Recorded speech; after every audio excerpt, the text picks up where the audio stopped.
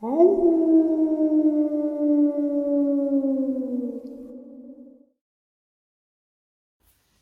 and salutations. I hope everyone is doing well and welcome to today's upload. Before we jump into it, a quick couple of links. As many of you may know, I rely on Patreon, PayPal, channel membership, and the merch to help the channel to continue to grow and go. Links to Patreon, PayPal, and channel membership is in the description below. Merch displayed directly under the video. Also, Dogman, Frightening Encounters, Volume 1 through 3, the audiobook versions. They were written and researched by Tom Lyons, narrated and produced by me, Jeff Nadolny. These audiobooks are available on Audible, Amazon, and iTunes, links to which are also in the description as well. Finally, last but definitely not least, if you'd really like to help support the channel to continue to grow and go, simply subscribe. It does not cost a cent. Click the like button, takes half a second. If you don't want to miss out on any of the informative uploads that I put out daily, click the bell icon, and folks, please leave a comment and share the video. Why? Well, because these things really do help the channel to continue to grow and go. They definitely do matter, and they are appreciated. And with that, I have taken far too much of your time. Let's jump in to today's upload, shall we? All right, really quick. As of right now, you're watching this video and you can see what looks to be like some sort of smudge. I dropped my camera a couple days ago, and when I did, there's no crack or any kind of scratch or anything on the lens or the LCD screen, but it's now got this like weird kind of dull blob. And so I'm going to be buying a new camera in the next week, 9 days. But with my daughter starting college in the fall and with the holidays, I'm kind of tapped right now. So I got to wait about a week. I apologize. It drives me just as insane as it's probably driving you. Also, I have been drained lately, very tired.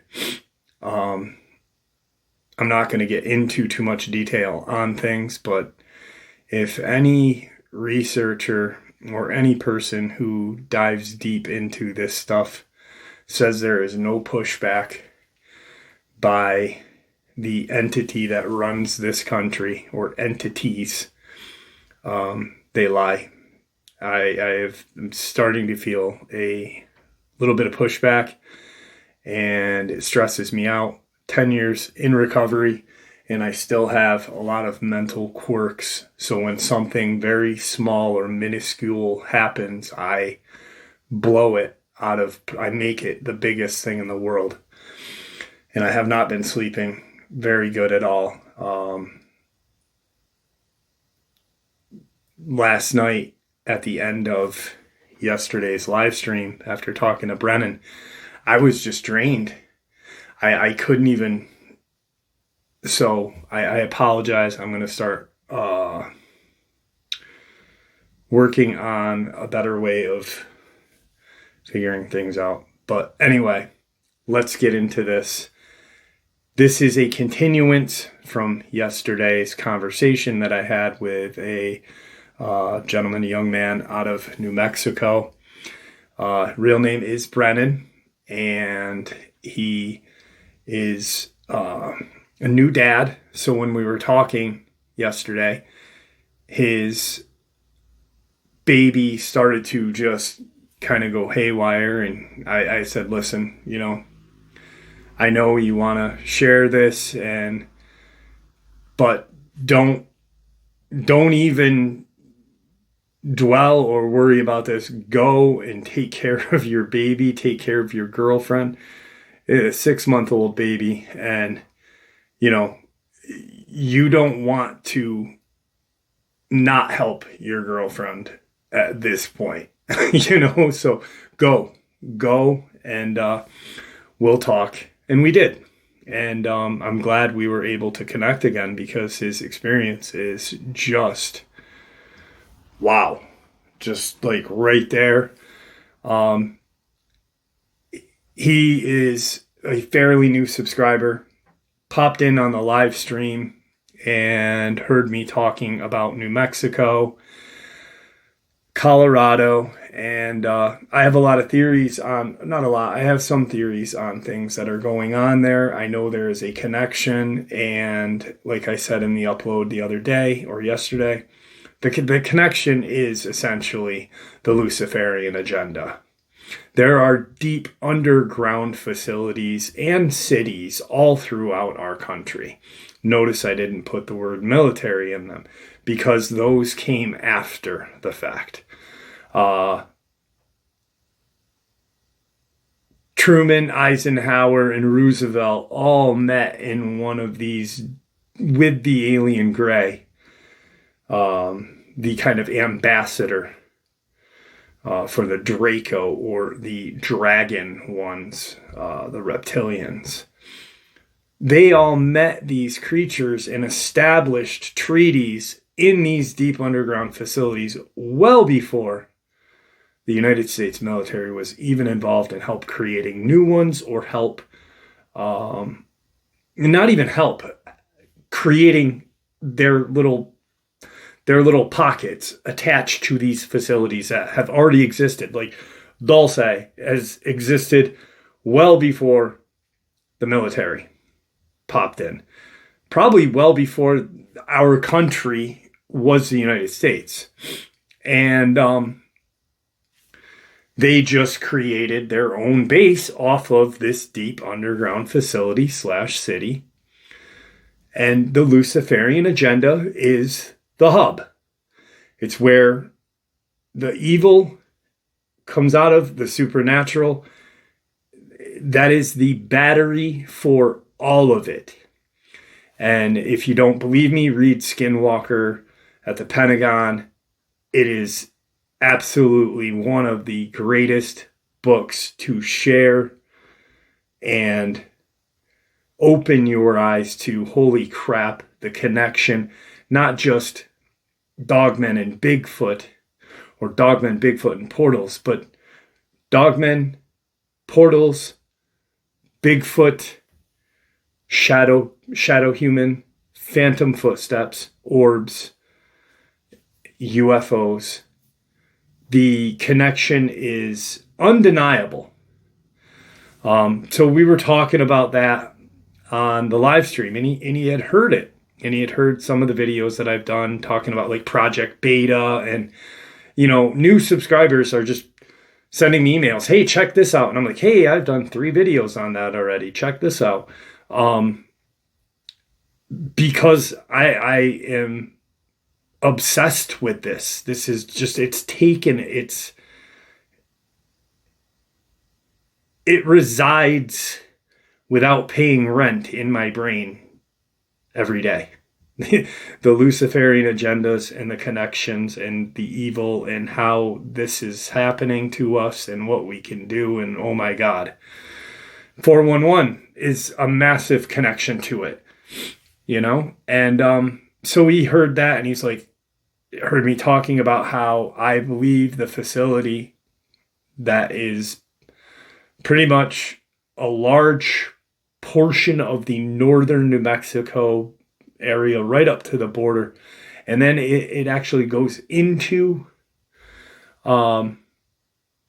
Colorado, the Archuleta Mesa into Colorado. It's right across the border. It's there, and then people are gonna be like, wait, I thought Dulce was in the Archuleta. It is, but there's also a Archuleta Mesa in Colorado.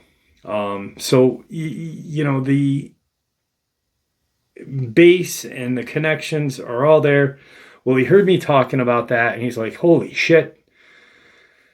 I live in New Mexico, and I had an absolutely mind-boggling experience, back in 2021 before I met my girlfriend, before we even, were an item. I was hanging out with friends and doing stuff, and going on UFO watch and stuff like that. I mean, you live in New Mexico, it's the hub. It's essentially the hub of UFO activity, you know?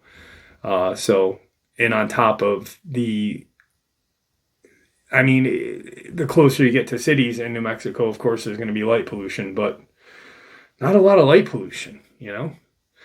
So you have these beautiful desert areas, little pockets of forests in the desert, little crevices, and just a beautiful piece of land out there. You know, it's one of the places that I need to visit first and foremost. Most people that are in this field want to go to land between the lakes first, and I'm like, why? Because this has already been talked about and played out so much, you know. Like I'd go to Elkhorn before I went to land between the lakes. You know, it's like it's not a big deal. Some shit happened, but shit happens everywhere. So, but New Mexico is something special. It is, and I don't live there, and I've never been there, but it is really something special. So he's like, we talk. He tells me briefly a little bit about what happened. And then I call him back. He texts me and he says, hey, I'm good. I got about an hour. I'm driving. Is that work for you? And I'm like, hey, give me 5 minutes. I'm driving, but I want to be home when we talk. Give me 5 minutes and I'll call you. And I did. And this is what happened to him and one of his friends. Not a girlfriend, but a girlfriend. On a night in 2021. So 2021, Brennan has a group of friends, and they've all been into kind of this UFO watching, paranormal kind of research, going to old mining encampments that are pretty much ghost towns and hanging out there, going to some remote lookouts in some elevated areas to watch and see if they can see any kind of UFO, UAP activity. And one of his friends, who we will not name, had gone up to a location called Mount Taylor, named after President Zachary Taylor. And it's an old volcano. It's an ancient volcano that is no longer active. It had a Navajo name prior to the name change, and the name translates to something like warrior man or something of the other. There's also a legend of a kind of a phantom Navajo warrior that runs through that area. Well, his buddy had heard through some older people that supposedly there's a lot of activity near these kind of non-active volcano regions, that for some reason UFOs are attracted to them, either because they can open a portal there without being seen, or there is already an existing portal or whatever, which makes some sense. You know, I mean, if you think about how intelligent these creatures are, and, you know, they don't want to, or they want to continue to be undetected, where else would you open a portal other than the ocean, but in a cauldron or a caldera of an old volcano. And, I really believe that these alien gray and any kind of alien light creature, I believe that they will use portals to travel, because no matter how scientifically advanced they are to us, flying or moving at a speed that they would need to go to travel through our solar system and others they'd be jello, So how else would they well, let's bend time and space and create a wormhole. And I just believe that's what they've done. There's evidence of these stargates all throughout the Middle East. Who taught early humans to do that? Well, these alien creatures, these demons, aliens, demons. I believe 100% that that's what they are, and that's what we're dealing with. So he hears this, and he's got a friend that he's known all his life. The group of friends that he hangs with or hung with were, lifetime buddies. And there's a female that he had been friends with, a little older than him. He's 27 during this period of time. She was like 33. She was actually his babysitter, and she kind of got him into the paranormal at a young age, being like 5-6 years older than him. And they just became really great friends. No attraction, no anything, just platonic good friends. So they go to this area called, because his friend had said, listen, we saw what looked like a UFO. It was off in the distance, but we were on Mount Taylor at the La Mosca lookout. And, I'm damn sure that it was a UFO. So he contacts Rhonda and he says, listen to this. Listen to what our buddy said here. And he fills her in, and she's like, well, I'm going to be free in a day or two. Do you think they want to go up? Let's go up, And during that period of time, no one else could get some time off. He had some time off. She was going to be free. So they tried to get other people to come, because it's, if by chance someone sees something, they don't want to be by themselves. They want to have some validation, So they make a plan. We're going to go up and check this out. So June 19th, they have the time off, and they GPS the coordinates to get up there.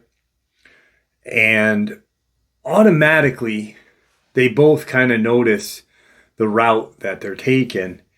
And they're like, whoa, because they've never been to this area. It's about a 2-hour drive from where they're from. So they have to drive through this area called Lobo Canyon. And then they hit Lobo Creek Road, which then leads to the La Mosca Lookout Trail, which is another road that goes up into the La Mosca Lookout. So they kind of make a joke about the name, what do you think? There's wolves out there? And, just because it's a very eerie and isolated location. As they're driving up, they pass a volunteer fire department called Lobo Canyon Fire Department. Big sign on the fire department wall. They drive past it and they're just talking. And it's not dark at all yet. They've shown up. It's about 6:30, 7 o'clock. They wanted to have ample time enough to find the place. Because once they get there, they'll kind of be familiar with the drive in. So it'll be easier driving out in the dark. They've already traveled the road and they'll have a better chance of navigating it. So they get up there. They do get up there, and it's a little haul. It's, and they get to the lookout. It's right there on Mount Taylor. And they're like, wow, this is awesome. Look at this. It's like some sort of pad where they can sit and just, observe everything. It's very, very isolated, but very beautiful. No one else is up there, which was kind of shocking to them because it is a state lookout. There's campgrounds. There's a couple campgrounds in the area. So they get up there and they hang out for a little bit. They smoke a couple of bowls of weed, and which I just want to, really emphasize that, yes, marijuana can get you high, but they were not hallucinating. They were not messed up during this time. Yes, they had smoked a couple bowls. But what they saw, what they witnessed was not the effects of a couple of bowls of marijuana. As they are smoking and hanging out and talking, it starts to get a little darker. He's like, actually, we were listening to some old Coast to Coast with Art Bell on Spotify. He's like, Spotify has this, channel where there's a bunch of old Art Bell podcasts, AM shows and such. And at one point, yeah, they were kind of podcasts too. So they're listening to those and they're hanging out waiting for it to get dark. Natural noises are all around them. It's starting to get dark. And they notice that it's right there. The sun has started to set. They're looking at it.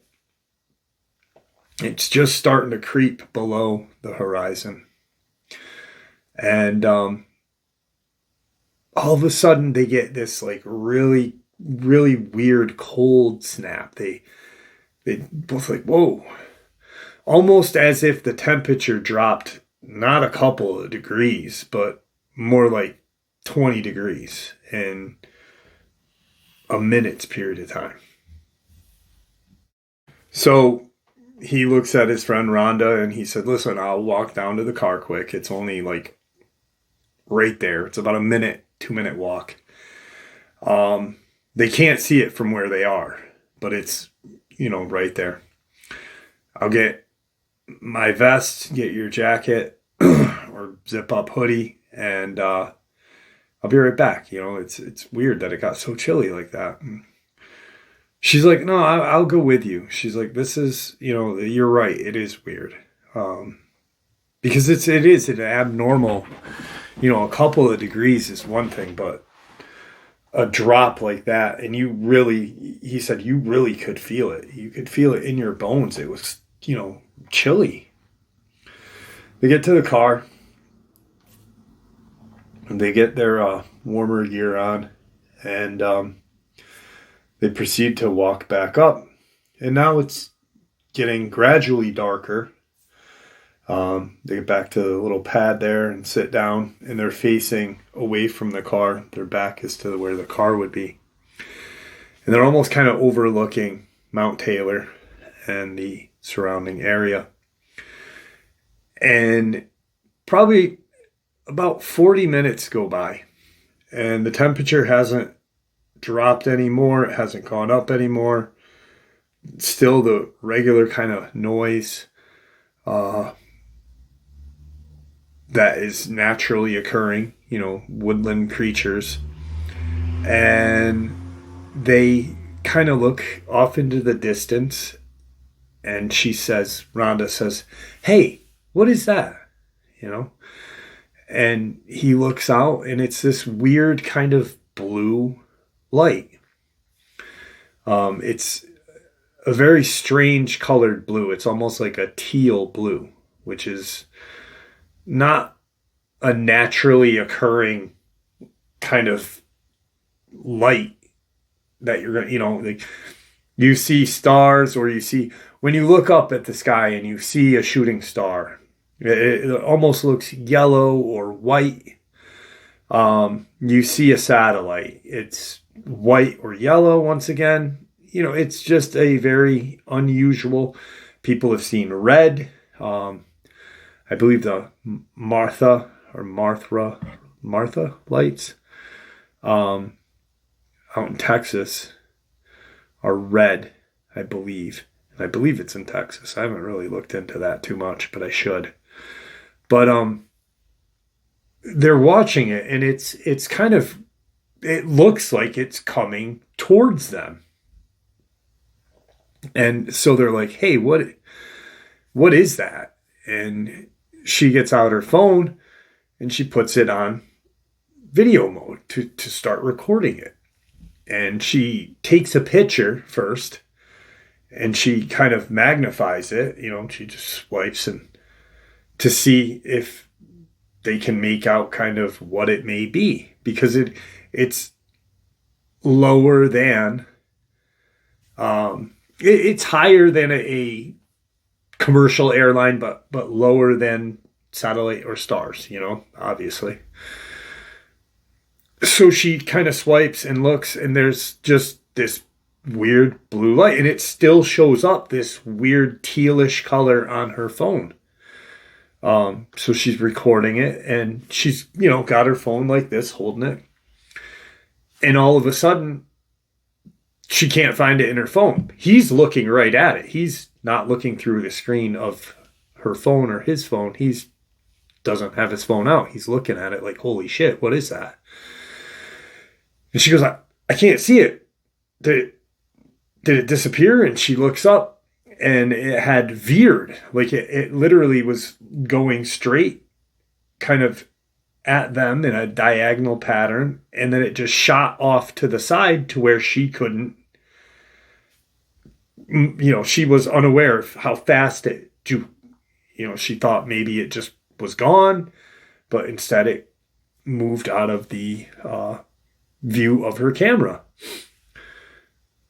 And so she's now looking at it, and she had turned her phone, she had hit pause on the video recording part and set her phone down, because now it's like this thing did a very strange kind of maneuver, and it's off to the side, and now it's coming again at a diagonal kind of line towards them.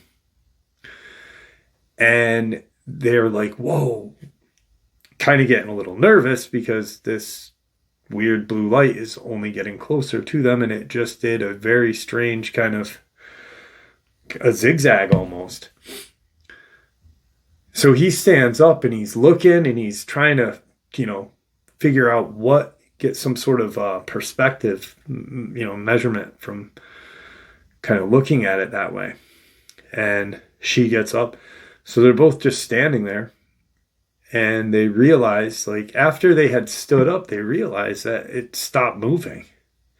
Just stopped. It's almost like it's sitting there. And as they're looking at it, the teal then turns to this bright yellow. And it started to flicker or change color patterns very rapidly. So it went from this weird kind of teal blue to the yellow, back to the teal blue, back to the yellow. And once again, nothing naturally occurring happens like that. And they're both like, holy shit. She picks up her phone and she starts to record again. And she can see clear as day through her phone the color change. And she's like, this has got to be, they both are like, this has got to be a UFO. What else could, maneuver like that? And why would it be changing colors? So he takes his phone out and he starts to kind of, with his flashlight, kind of do a little, almost like a Morse code, like, hey, how are you? Trying to send some sort of light back to this thing to see maybe what it'll do.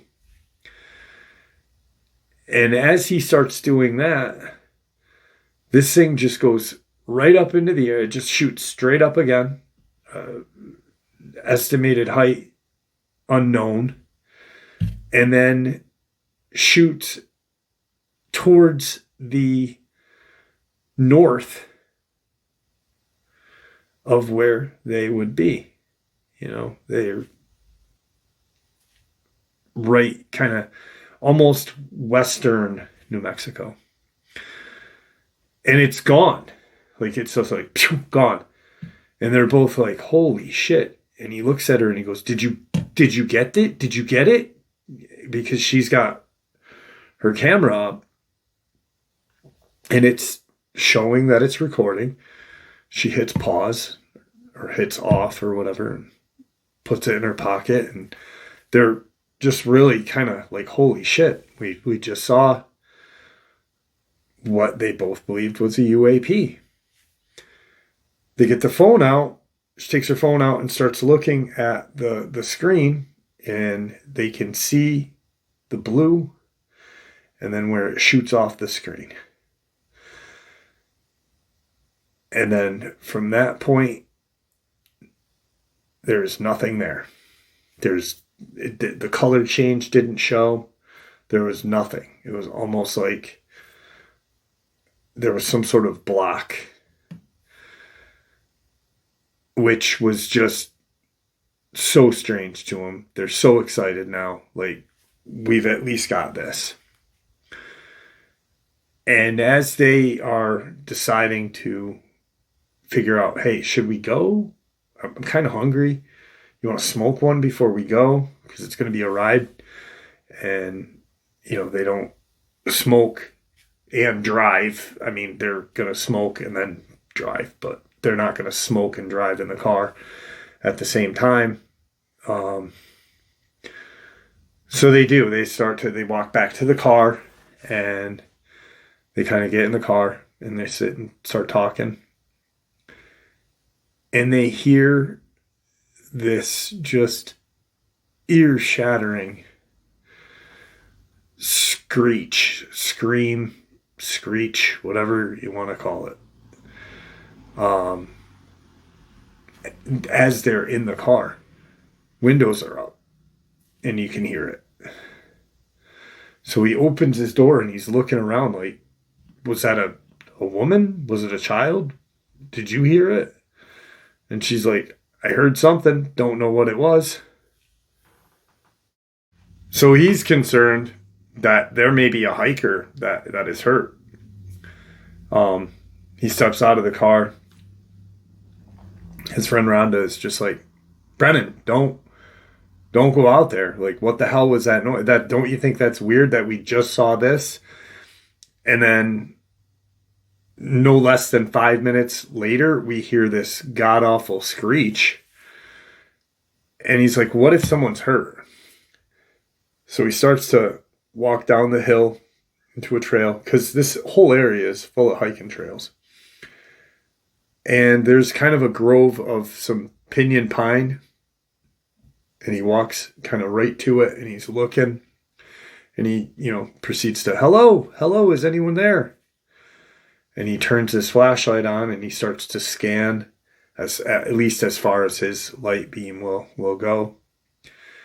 And what he sees first was, because he could hear movement. He could hear like some sort of strange just movement. And he's looking and he's like, someone's got to be hurt.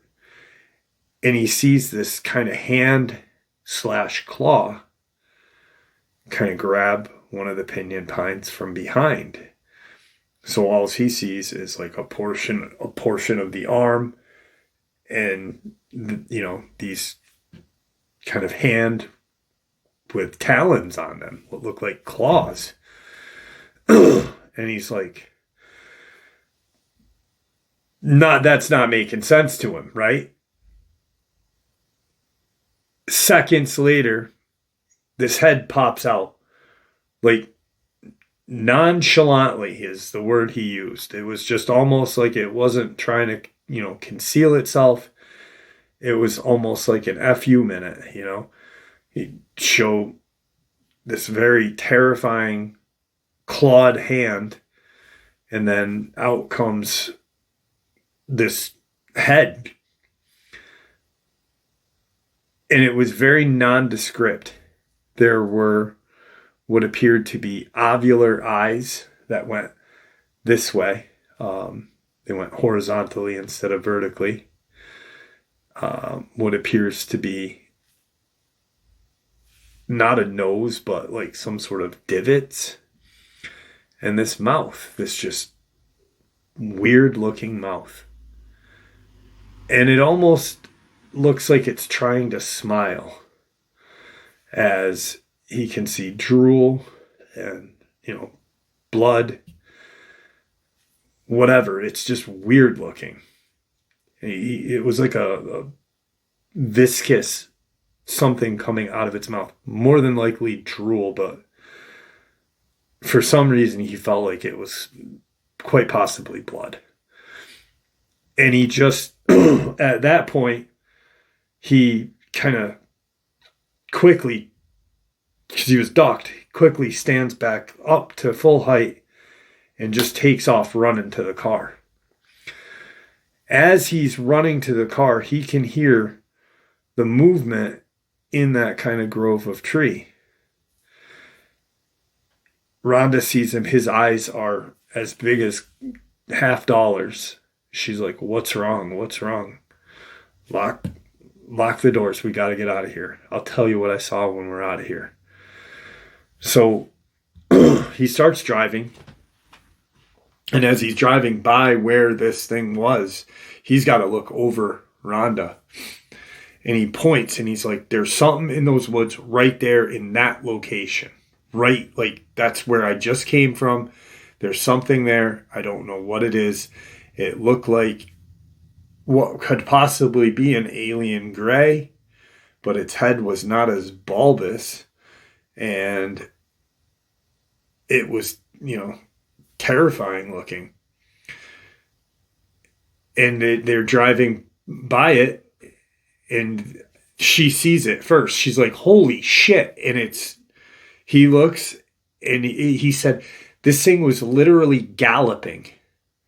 Almost like a horse would be galloping towards the car. Like it's going to T-bone the car is exactly what it looked like. She's screaming like, go faster. Oh my God. This is a road. This is a road that they've never been on. And then it connects to another road that they've never been on. Absolutely terrifying. They get out of the area. So they're coming towards where Lobo Canyon Road would be. About a quarter of a mile.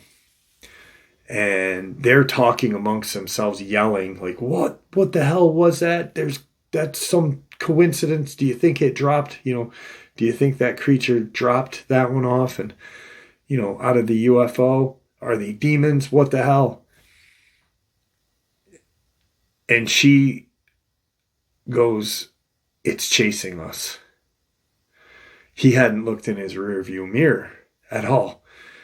And he looks in her side mirror, and sure as shit, it's right there. This thing is right there. And it looks like it's going to try and make them crash. It looks like it's coming closer and then just turn to the side. Come closer, turn to the side. At this point, he says to her, if we can make it to the canyon road, we can make it to the firehouse. We got a couple of miles drive. What's the worst that's going to happen? It's not going to make us crash. It can't make us crash. It's not that big. So now they can't be going that fast because it's a road they've never been on.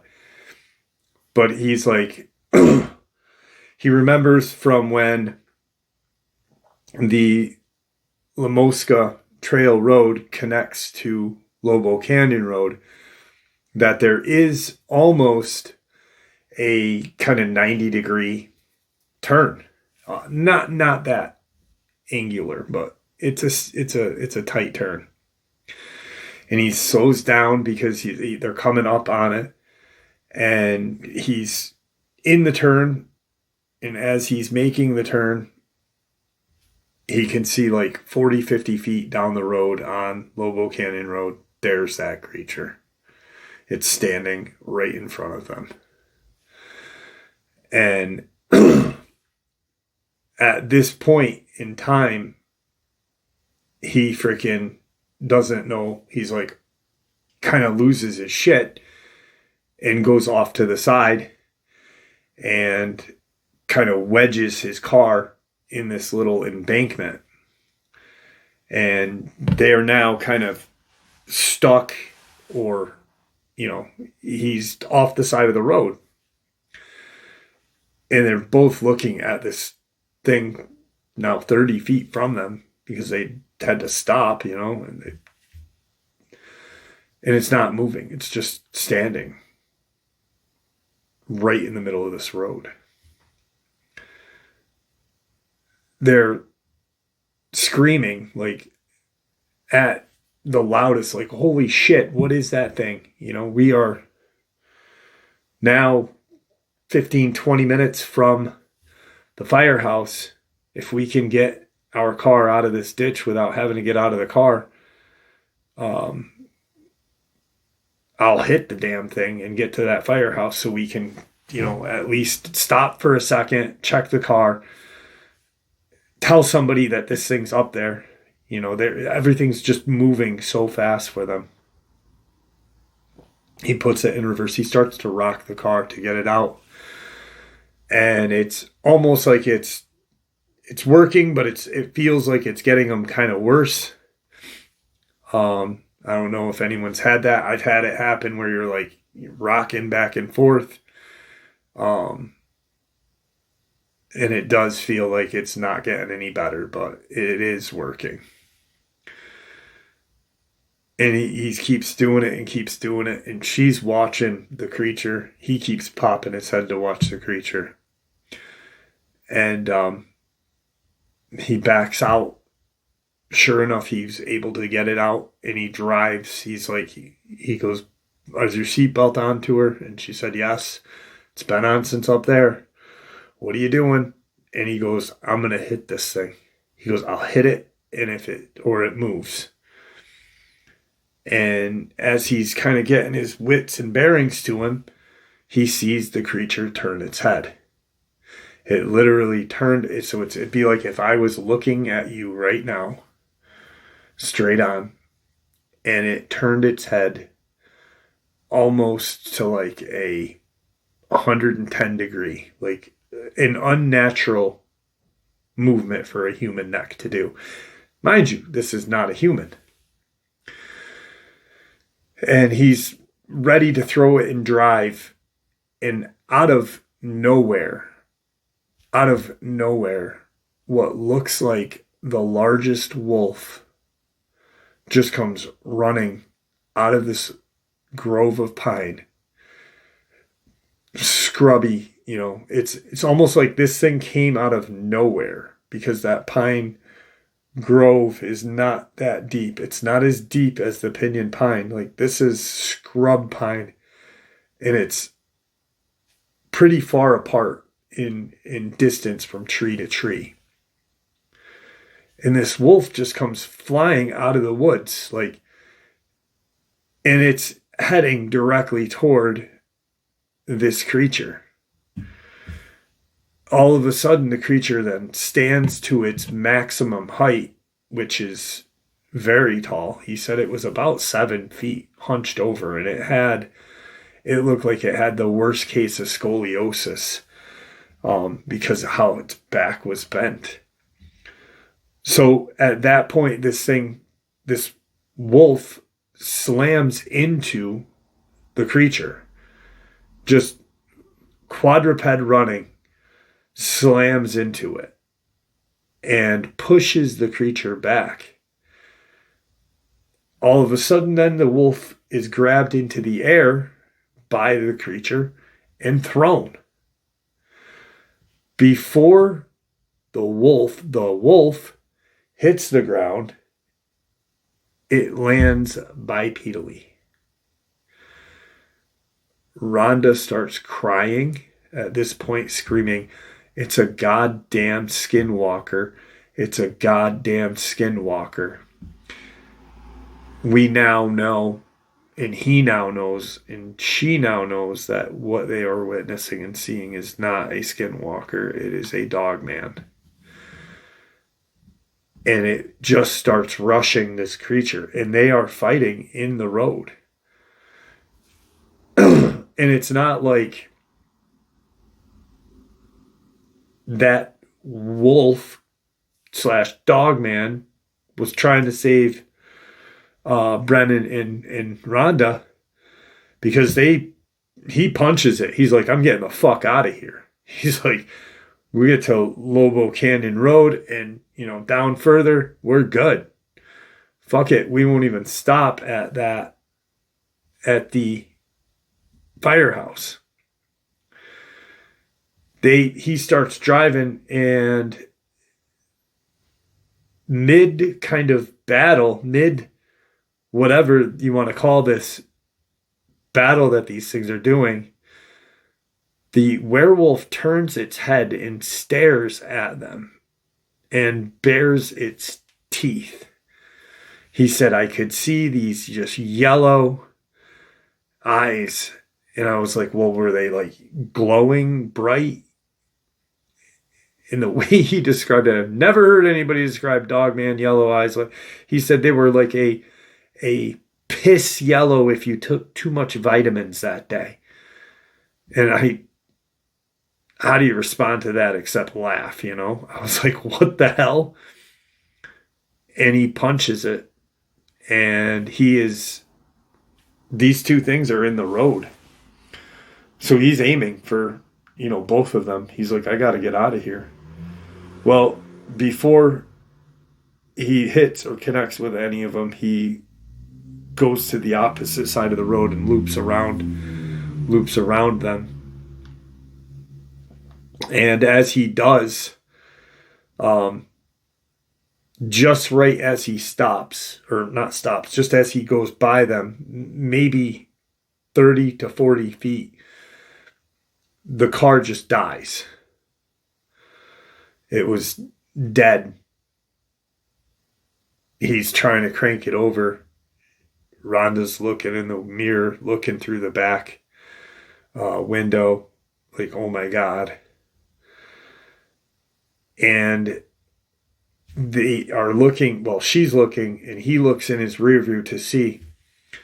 And they are almost like they were done fighting, because the wolf proceeds to run into the woods the opposite side of the way it came. Vice versa. They start to go down the road some more. And he stops the car. For some reason, he stops. The car, like, he was able to start it. He couldn't figure out why it died. But he stops the car, and Rhonda, he distinctly remembers Rhonda saying, "Why is your car keeps turning on and turning off? What is going on?" And he's like, "No, I stopped." He's like, "I stopped." He goes, "I can't drive." He goes, "I need a second." He's like, "My hands are shaking." He goes, "I'm going to kill us if I continue driving." He goes, "This is bad." He goes, "I can barely keep my composure right now." As he stops the car and he's kind of off to the side, she's looking out the window to see if this Dogman / wolf is going to come back out and mess with them, because that other thing ran the opposite way. And there's no sign of either or. So she's looking, he's looking, and he's trying to calm down. So he's trying not to look. But, he's terrified as well. They both are looking, and he sees this strange kind of... He said, "I've never seen a black glow." He said, "The night was dark." He said, "But this was a glowing black kind of color coming from the woods." And all of a sudden it just opens up quick and then closes. Just this almost like a glossy black, I guess would be the best way to put it, because it's the way he described it, a glowing black. So I'm just thinking glossy, where it's reflecting its own light, possibly.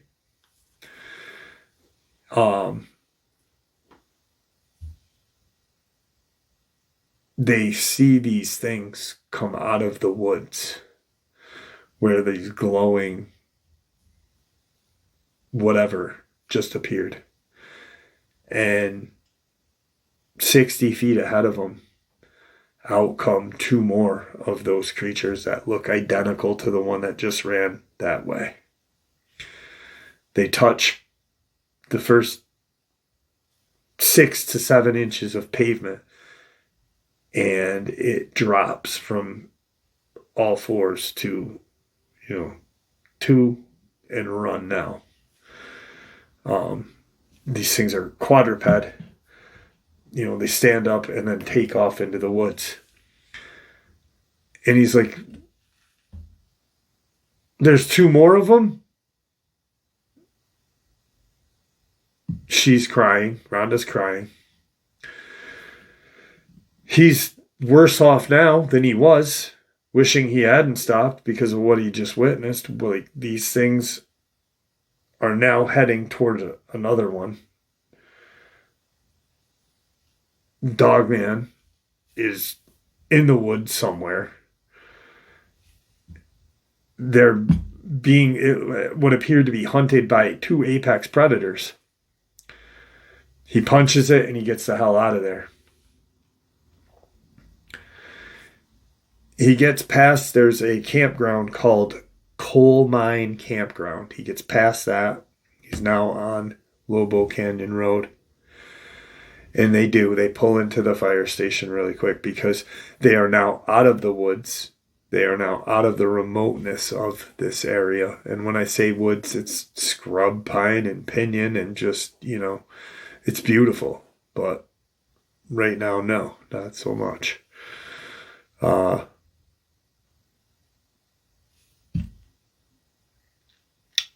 They're standing there. He's looking at his car from when it had gone off the embankment. The front part of the car, the fairing or whatever underneath the car, is ripped up because of how his car had hit. And he's looking at everything. She's talking to him through the window. And they hear this just loud howl from nowhere. And it didn't sound like it was right there, but it sounded like it was close enough. And then they hear this, just like the first screech slash scream that they heard initially while they were sitting up here. And they just start driving. He starts driving the whole 2 hours home. So they have a 2 hour trip ahead of them. They leave the firehouse. The rest of that ride is almost in dead silence. About a half an hour till they get home, she picks out her phone and starts to look at the video she had taken of that UFO.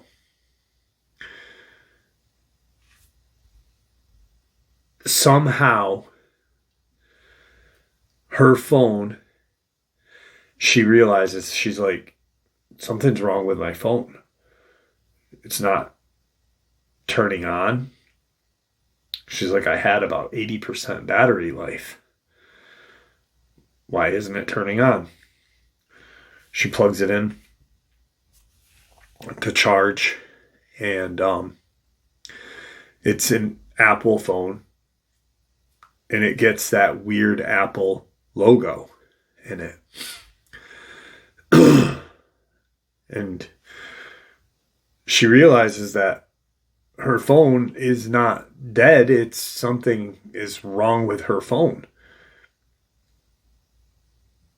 He gives her his phone. He said, check mine. Same thing.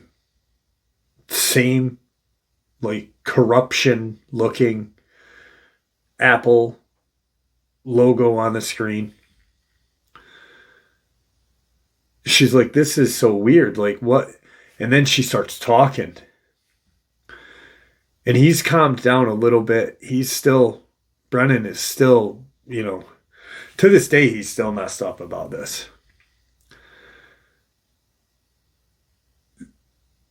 He looks at her as he's dropping her off, because he's like, I can't talk about this anymore. He doesn't yell at her, but he's like, listen. He goes, listen, I know. He goes, I can't talk about this until a day or two so I can process this. He goes, I thought we were going to die. And she's like, I understand. I completely understand. He goes home, drops her off, goes home. Day or two go by. He isolates himself. He literally isolated himself at home. He did not leave his room except to eat, maybe use the bathroom, take a shower, just go back into his room. Didn't touch his phone until he realized, like, shit. He's a little more calm. Tries to turn on his phone, plugs it in, waits a while. Ends up contacting Apple support to figure out what's going on with his phone. They get it up and running, and from what the Apple representative said, it looks like you were exposed to some sort of high electromagnetic field or something that it corrupted everything in your phone. Like, you essentially need to buy a new phone. And he is like, great, super. Well, now he's got to leave his house and go drive to the nearest Apple store and buy a new phone. He calls Rhonda. Rhonda has a home phone, and he does as well. And he calls her, and he explains what happened to his phone. And she's like, yeah, I know. She's like, I've been trying to get a hold of you to let you know that you're going to have to get a new phone. He's like, you're just finding out now? She's like, I tried to transmit all my files from my old phone. They all came over except the video that we recorded that night. And he's like, okay, that's crazy. Now, mind you, he's known her all, like, she was his babysitter. They've known each other forever. And he's just like, okay. So he gets his new phone. His friends start calling him. You know, the friends that are into the UFO watching, UAP watching, paranormal. And start asking him questions. Hey, Rhonda said this. Like, what the hell, dude? Holy shit. Are you all right? You know, and he's like, yeah, I'm good. Yeah, I'm good. Just, I need some time, a little bit, you know. A week goes by. And he decides during this time that he's not going to go on any more of these trips. He doesn't want to go and be a part of any kind of research or investigations. He doesn't want to do it anymore. This night messed him up so bad that he can't even fathom going out and, you know, looking for these things. And he cuts ties with all his friends that he's known for his life, even Rhonda, and gets a job. Like, he stops his old job because two of his friends work with him at his old job. Gets a new job. Literally just almost erased his old life and started a new one.